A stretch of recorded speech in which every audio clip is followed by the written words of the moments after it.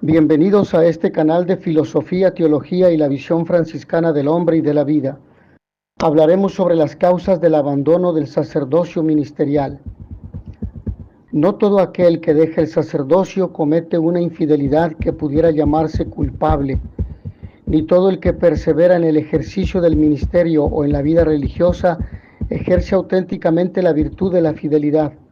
Más aún, en algunos casos sería un acto de fidelidad a la vocación cristiana el abandonar un camino de vida que se emprendió equivocadamente, un compromiso que se realizó con imprudencia o precipitación, o un género de vida que, con el correr del tiempo, se ha tornado imposible y perjudicial para sí mismo o para los demás.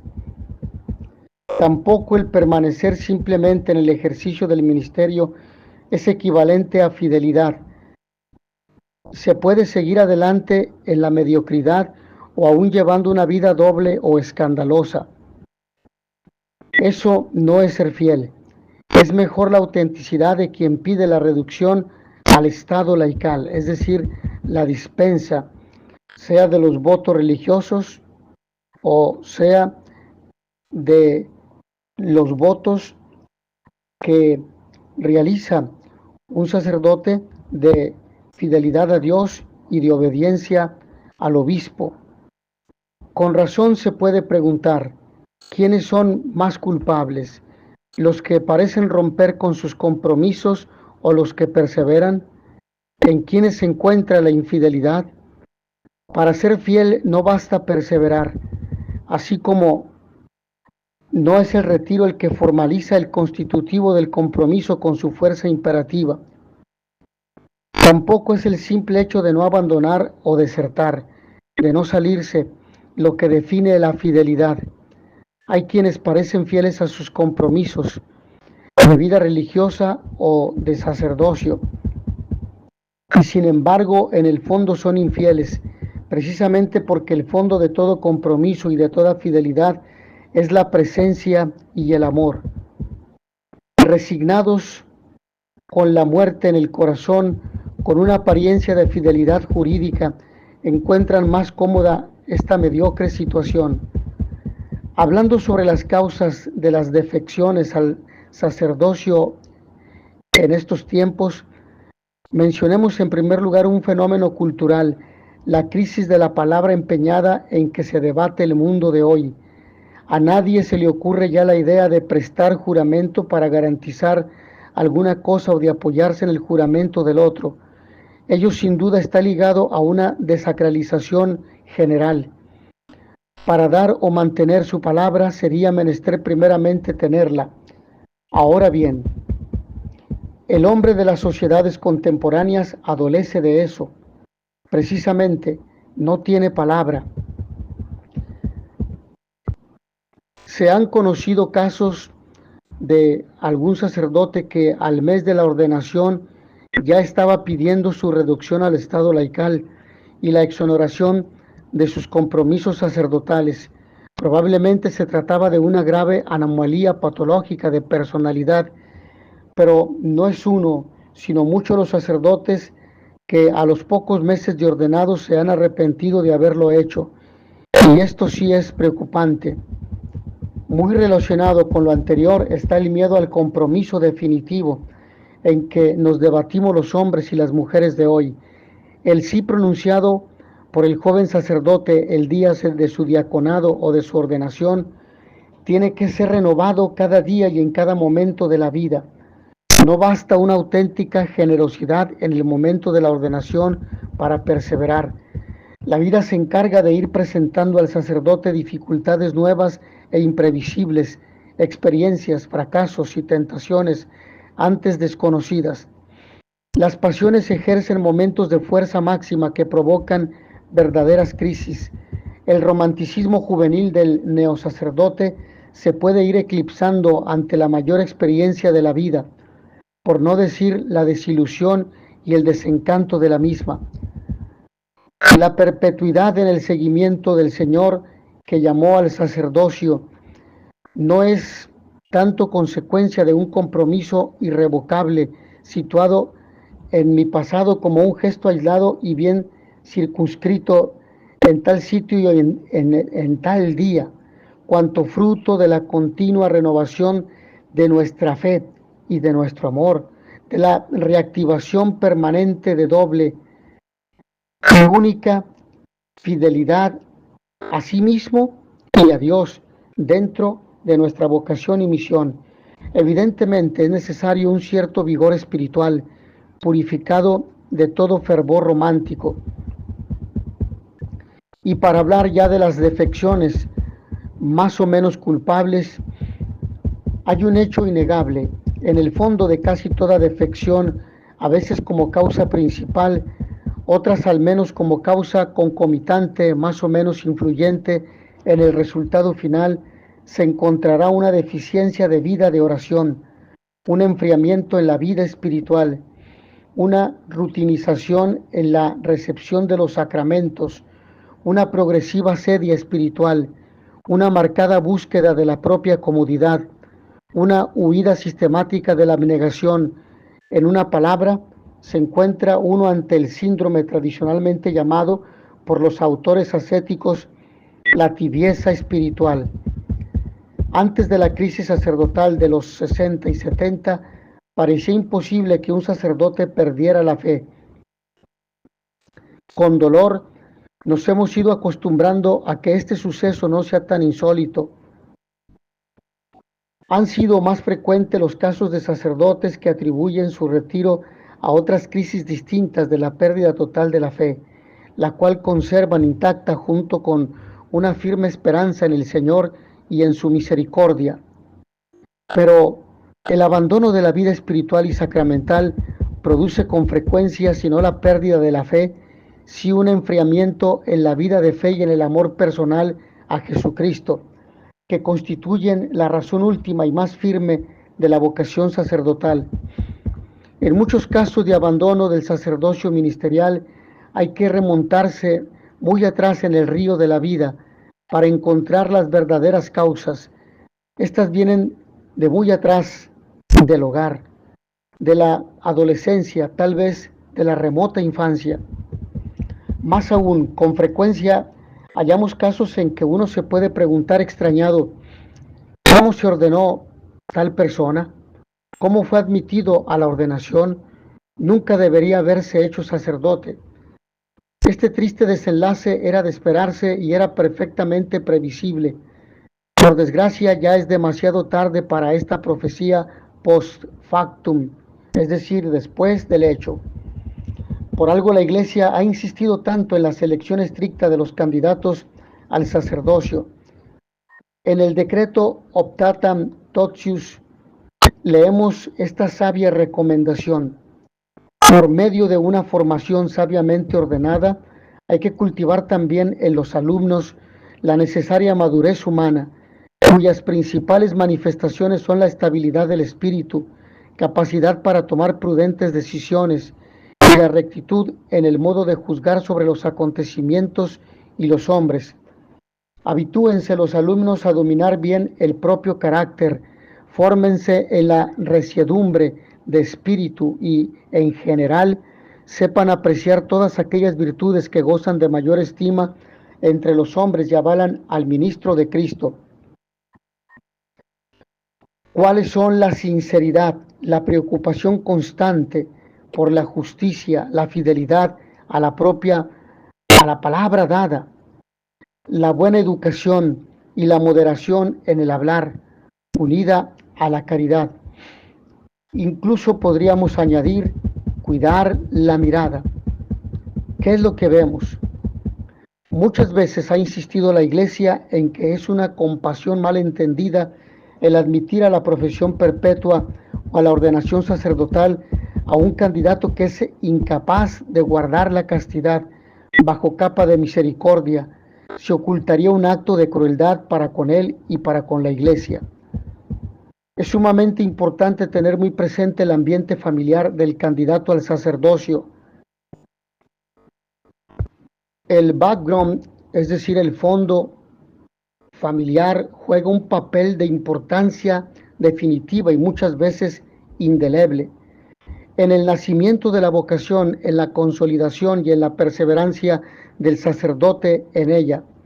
La gracia de Dios es poderosa y puede lograr transformaciones casi milagrosas en la personalidad de un sacerdote, pero no podemos esperar que los milagros ocurran cada día.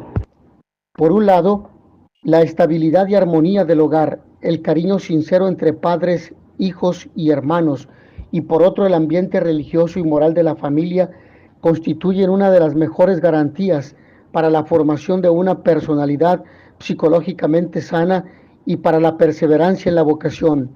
Por el contrario, la falta de armonía y estabilidad familiar, la deficiente formación religiosa, el ambiente de inmoralidad hacen muy difícil que esta delicada planta de la vocación sacerdotal nazca, crezca y permanezca.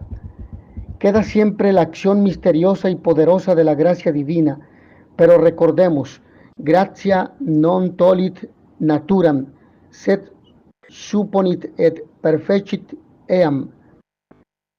Para nadie es un misterio que la principal y la más frecuente causa de deserción del sacerdocio, a veces abiertamente confesada, algunas veces discretamente callada, en no pocos casos disfrazada bajo el poder casi ilimitado de racionalización que tenemos los seres humanos, son las dificultades relacionadas con la guarda fiel del celibato. Y lo que hace un momento mencionaba en latín se traduce como la gracia supone la naturaleza. Esto es importante. Por ello se requiere de un proceso de formación integral, incluyendo el aspecto o dimensión humana. Aún sacerdotes muy buenos, inteligentes, celosos, trabajadores, generosos, caritativos, obedientes al obispo, fraternos con sus hermanos, consagrados al apostolado y al servicio de los fieles, pueden encontrar dificultades grandes para guardar la castidad perfecta y perpetua que conlleva el sacerdocio. La falta de madurez afectivo-sexual es un denominador bastante común en muchos casos de deserción. Bajo un enfoque psicológico, para ordenarse sacerdote, presbítero, con probabilidades sólidas de perseverancia, se requiere una gran madurez integral de la personalidad. Puede preguntar alguno, ¿cómo identificar estas personalidades maduras? ¿Cuáles son sus señales? La respuesta puede variar muchísimo según el esquema teórico en que se apoye el concepto de madurez psicológica. Pero hay algunas características de madurez que nunca deben pasar por alto, nunca deben pasarse por alto antes de tomar la decisión de ordenar a un sacerdote. Algunas importantes son percepción objetiva de la realidad, concepto predominantemente positivo de sí mismo, de los demás y del mundo, capacidad de tomar decisiones y asumir responsabilidades, adaptación y eficacia en un trabajo estable, sentido de la propia identidad como ser humano y como individuo sexuado, capacidad de mantener auténticas relaciones interpersonales con los colegas, con las figuras de autoridad y con los subordinados, todo lo cual constituye la aptitud para vivir en comunidad, que es importantísima. Capacidad de un amor oblativo que se entregue a los demás y encuentre en el servicio al prójimo una fuente de realización personal, escala adecuada de valores y filosofía integradora de la vida. En esta enumeración no hemos hecho más que mencionar las características de la madurez según la teoría epigenética del desarrollo de la personalidad propuesta por Erik Erikson. Algo muy importante o una característica importante es un alto nivel de tolerancia a la frustración, dado que este género de vida exige mayor estabilidad psicológica con otras muchas profesiones. La madurez es una realidad compleja. Una buena descripción de la misma es la que presentan las orientaciones para la educación en el celibato sacerdotal de la Sagrada Congregación para la Educación Católica. Dice lo siguiente: La madurez es una realidad compleja y no es fácil circunscribirla completamente. Se ha convenido, sin embargo, en considerar maduro en general al hombre que ha realizado su vocación de hombre. Con otras palabras, al hombre que ha conseguido la suficiente capacidad habitual para obrar libremente, que ha integrado sus bien desarrolladas capacidades humanas en hábitos virtuosos, que ha conseguido un fácil y habitual autocontrol emotivo, con la integración de las fuerzas emotivas que deben estar al servicio de una conducta racional, que prefiere vivir comunitariamente porque quiere hacer partícipes a los demás de su donación, que se compromete en un servicio profesional con estabilidad y serenidad, que demuestra saber comportarse según la autonomía de la conciencia personal, que posee la libertad de explorar, investigar y elaborar una experiencia, es decir, transformar los acontecimientos para que resulten fructíferos en el futuro. Al hombre que ha logrado llevar al debido nivel de desarrollo todas sus potencias y posibilidades específicamente humanas. Y aquí estamos hablando precisamente de esta orientación para la educación en el celibato sacerdotal. Hablando del sacerdote, esta madurez integral debe concretarse muy claramente en la madurez afectivo-sexual, sin sacarla del contexto global de la maduración de la personalidad.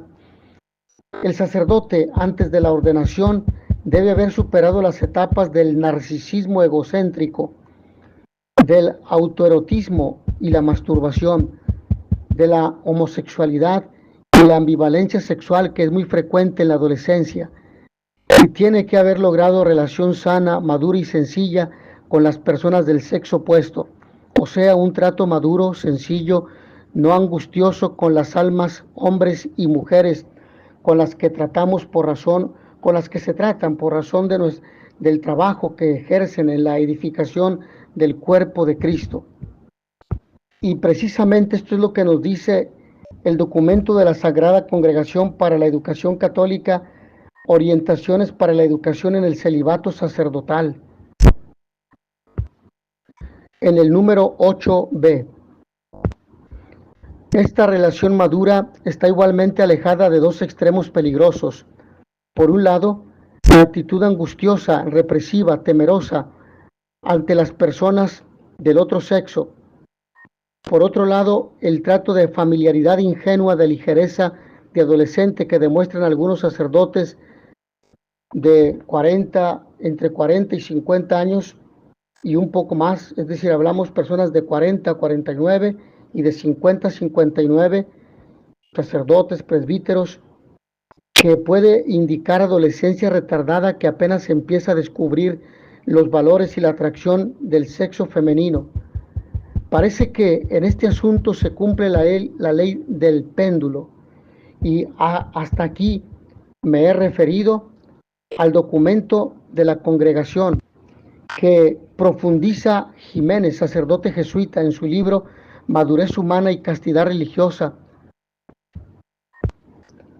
Parece que en este asunto se cumple la ley del péndulo entonces. En tiempos pasados, los formadores se excedieron recalcando en demasía la doctrina y la práctica del alejamiento de los seminaristas con respecto al trato con las mujeres, llegando a veces a actitudes absurdas de temor con la hermana o con la propia madre. Hemos progresado muchísimo en la búsqueda de ese trato sereno, sencillo, maduro, natural. Pero el péndulo tal vez se inclina ahora hacia el extremo de la excesiva familiaridad, que raya a veces en la ingenuidad o en la superficialidad. Las pequeñas grandes cautelas dictadas por la prudencia, la modestia y la abnegación nunca podrán pasar de moda cuando se trata de seguir e imitar a Cristo crucificado.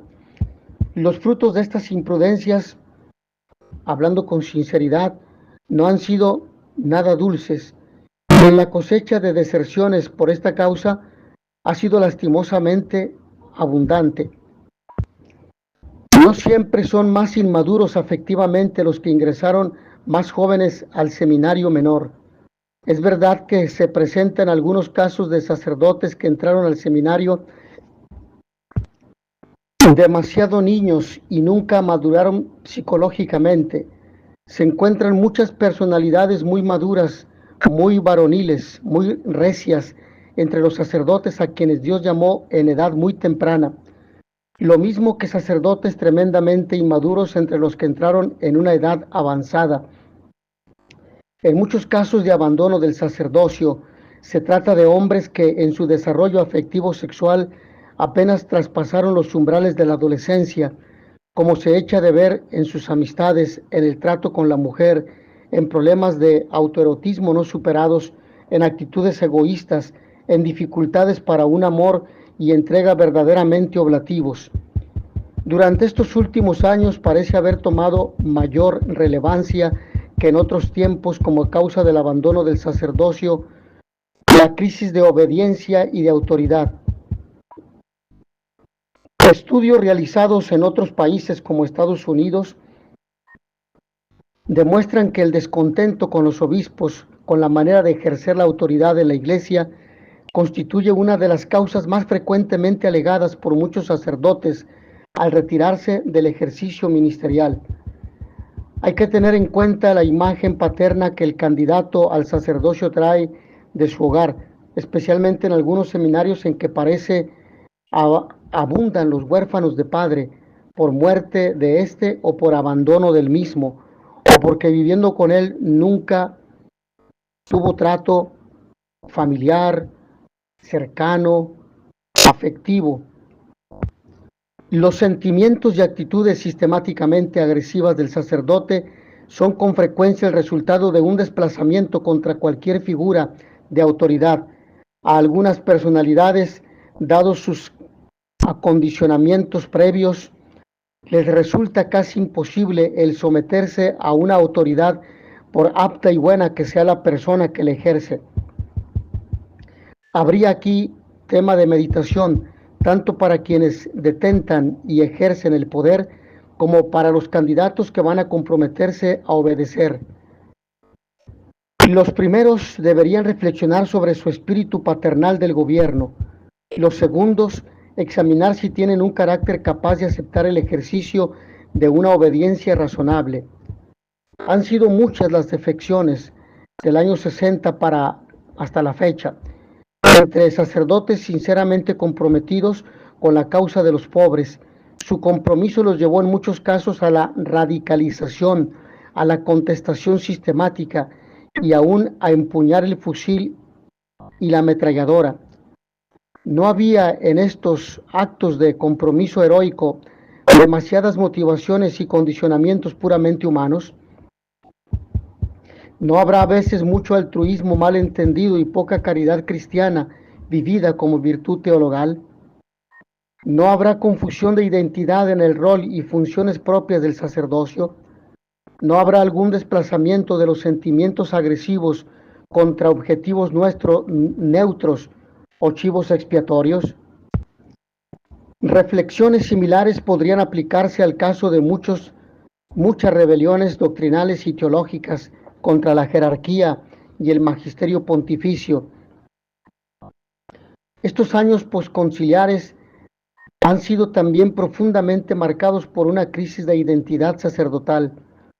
El Concilio Vaticano II destacó muy claramente la misión sacerdotal del laico, la misión sacerdotal del sacerdocio como un universal, evidentemente, al recalcar el derecho y el deber del seglar al apostolado.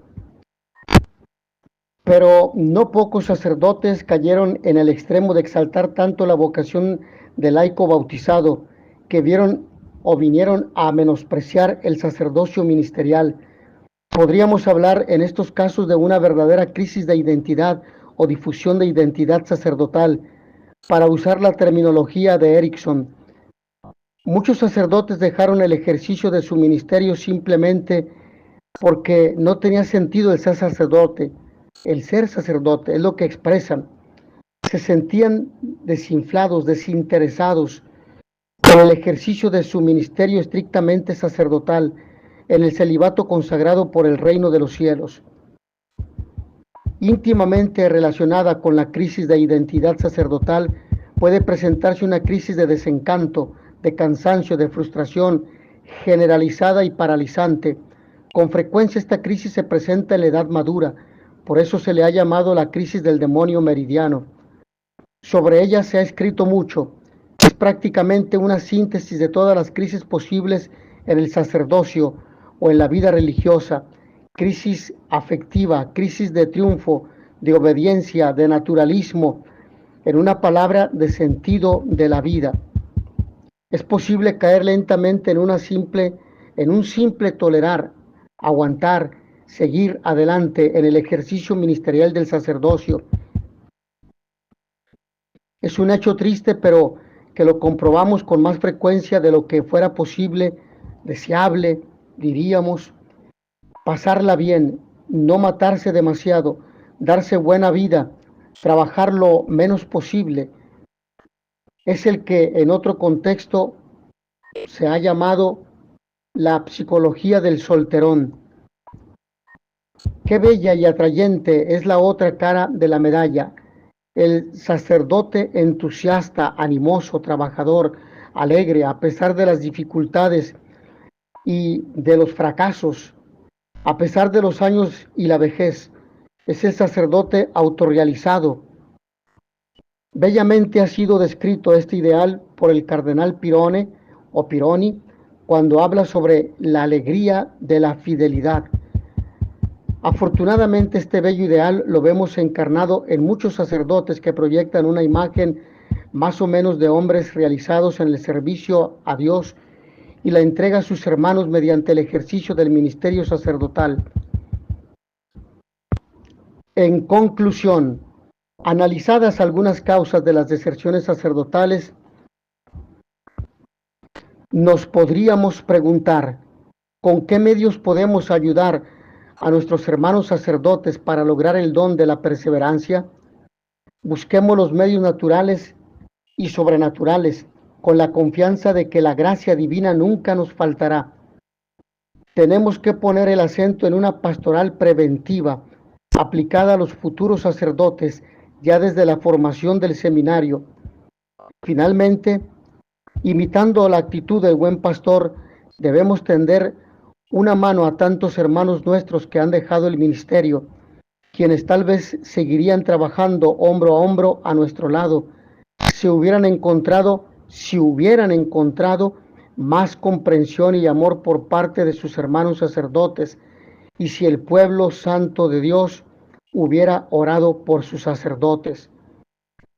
Somos dados a criticar a los sacerdotes que aún continúan ejerciendo el ministerio. Somos dados a criticar y a juzgar a los sacerdotes que por alguna razón abandonaron el ministerio sacerdotal. A muchos quizás el Padre Bueno los espera con los brazos abiertos para un fecundo apostolado sacerdotal después de una auténtica reconciliación consigo y con la iglesia institucional. Mis hermanos, oremos por los sacerdotes, por todos los sacerdotes. Oremos por los que continúan ejerciendo el ministerio, por los que lo han abandonado. Oremos por los que están tristes, por los que están cansados, por los que han perdido sentido a su vocación, por los que están pasando por tentaciones o por crisis muy difíciles. Oremos por los ancianitos, por los enfermos, sacerdotes. Oremos por los sacerdotes que están en estado de purificación. Oremos por los que están sufriendo a causa de la guerra. Oremos por todos nuestros sacerdotes.